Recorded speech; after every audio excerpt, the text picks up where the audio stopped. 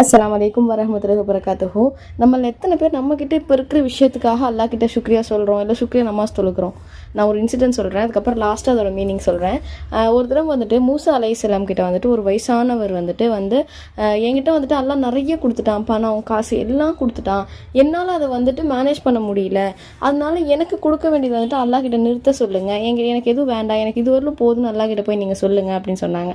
இன்னொரு ஏழை அவர் வந்துட்டு அவர்கிட்ட ஒன்றுமே இல்லை, அவர் வந்து சொன்னார் என்கிட்ட எதுவுமே இல்லை, நீங்கள் போய் அல்லாஹ் கிட்ட சொல்லுங்கள், எனக்காக ஏதாவது கொடுக்க சொல்லி நீங்கள் சொல்லுங்கள் அப்படின்னு சொன்ன உடனே மூசா அலைஹிஸ்ஸலாம் போய் நேராக அல்லாஹ் கிட்ட இந்த மாதிரி 2 பேர் இதை சொன்னாங்க அப்படின்னு சொன்னதுக்கு அல்லாஹ் தஆலா சொல்கிறான்னா, அந்த பணக்காரங்க அந்த வயசானவர் இருக்கார் இல்லையா, அவர்கிட்ட போய் எனக்கு நன்றி சொல்கிறத நிறுத்த சொல்லுங்கள், நான் அவருக்கு கொடுக்கறத நிறுத்திடுறேன்.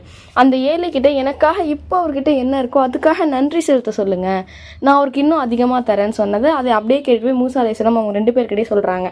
அதுக்கு அந்த வயசானவர் சொல்கிறார், அது எப்படி என்னால் நன்றி செலுத்தாமல் இருக்க முடியும், எனக்கு ஒவ்வொரு விஷயமும் அல்லாஹ் தஆலா கொடுத்தது, நன்றி செலுத்தாமல் எல்லாம் இருக்க முடியாது, கண்டிப்பாக நான் நன்றி செலுத்துவேன்னு சொன்னோடனே அவர் வயசான ஒரு தடி வச்சுருப்பாங்க இல்லையா கையில், அந்த தடி கூட தங்கமாக மாதிரி தான். இந்த பக்கம் அந்த வேலை வந்து சொல்கிறாராமா, நீ வந்துட்டு இப்போ இருக்கிறதுக்காக அல்லாஹ் கிட்ட வந்துட்டு அல்லாஹ் அவனை வந்துட்டு இது சொல்கிறான், அதாவது நன்றியை செலுத்த சொல்கிறான் அப்படின்னு சொன்னதுக்கு அல்லாஹ் எனக்கு என்ன கொடுத்தான், எனக்கு எதுவுமே இல்லையே, நான் எதுக்கு நன்றி செலுத்தணும் அப்படின்னு கேட்டோன்னே அவர்கிட்ட இருந்த ஒரு வேஸ்ட்டையும் வந்துட்டு காற்றுல அடிச்சிட்டு போயிடுச்சான்.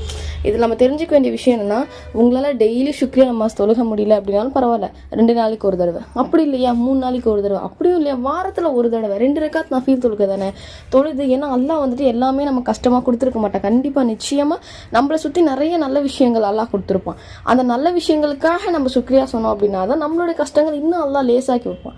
இன்ஷா அல்லாஹ் நீங்களும் சுக்ரியா நமாஸ் சுக்ரியா நஃபீல் தொழுக தொழுகுங்க. அஸ்ஸலாமு அலைக்கும் வரஹ்மத்துல்லாஹி வபரகாத்துஹு.